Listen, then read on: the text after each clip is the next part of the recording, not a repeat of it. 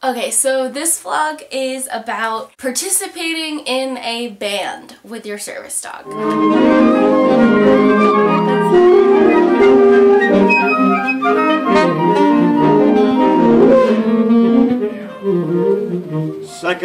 I realize this is probably unlikely that many service dog handlers out there do this or wish to do this, but if you're interested, I just thought I would tell you that Bugsy and I joined the community band. Timber, shh, I'm trying to vlog. Shh. Anyway, we joined the community band. Oh, and also we're talking about just like a concert band, like regular concert band. But yeah, there's a couple different things that I kind of want to talk about that you don't really think about until you're actually in the situation. Number one being positioning. Like, how do you position yourself and your service dog and your wheelchair in, you know, a tight, squished up. For those who have never been in band, I mean, it depends on the director and the setup, but it tends to be a pretty tight fit. And I'm playing clarinet, so as many of you know, the front row is just, it's like this little, oh my god, what's the word I'm looking for? Horseshoe. Sorry. It's like a little horseshoe like this, and the first row is always the tightest and the smushiest, and we are dead center in the middle of the horseshoe. So everything is very compacted. I think for the most part it has to do with comfort. It also has to do with your particular situation, like with me in the wheelchair, that changes things. There are two positions that I like to put him in. Well, the first one is either just lying straight across on my feet or underneath my wheelchair with his head actually popping out through my foot plate, resting on my feet. That's the most comfortable and that works out really well. But if I need intense blocking and covering that day, I tend to have him either in front or behind instead of underneath. And here is a photo.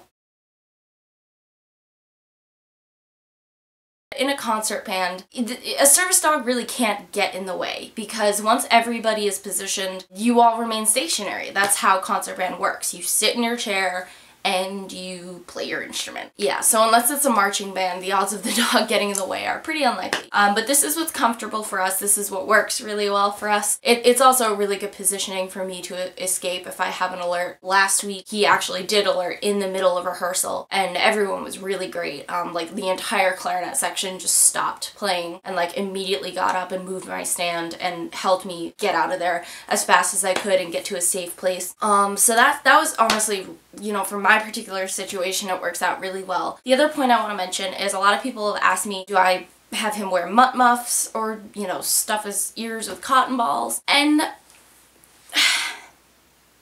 I mean, I considered it. If it was like my high school band, I probably would. But I mean, our community band, it's a tiny little town. It's a small band. It's really not that loud. Actually, the hardest thing, I think, for a service dog to handle from something like this would not be the volume as much as it would be the vibrations, specifically from percussion and the trumpets and the saxophones and all the lower instruments behind you and like the bari and stuff. Again, it depends on the dog, but my take on it is that if your dog can handle a movie theater just fine, then your dog should be able to handle a concert band more than fine, you know, unless you're playing with like over 100 band members. As for the volume and like the ear protection, it can't hurt, so if you want to, go ahead, but I don't think it's necessary, at least in terms of Bugsy. He just sleeps through everything. It's amazing. Like, the cymbals are going like boom, boom, boom, and he's just like snoring on it. In the first 2 weeks,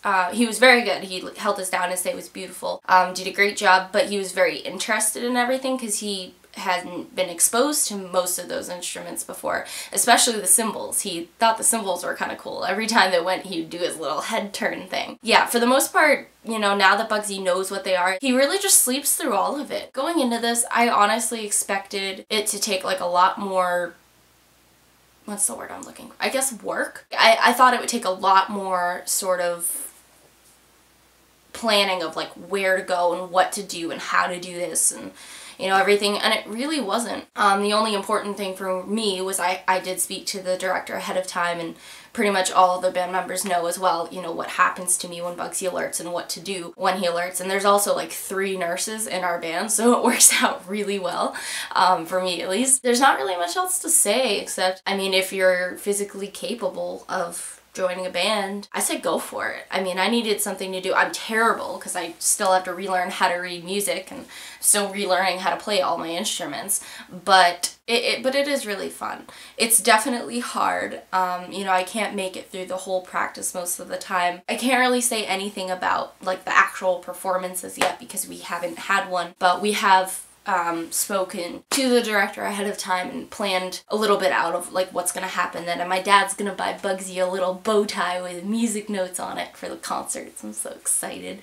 But anyway, yeah, so if you're interested in doing anything like this, I say go for it. I have nothing bad to say about it. I mean, there's really nothing difficult about it, unless your disabilities prevent you, but in terms of having a service dog and making that type of accommodation, even with the wheelchair, it's not difficult. So that really surprises me because I honestly wasn't expecting it to be so doable, I guess is the word I'm looking for. Thank you for watching.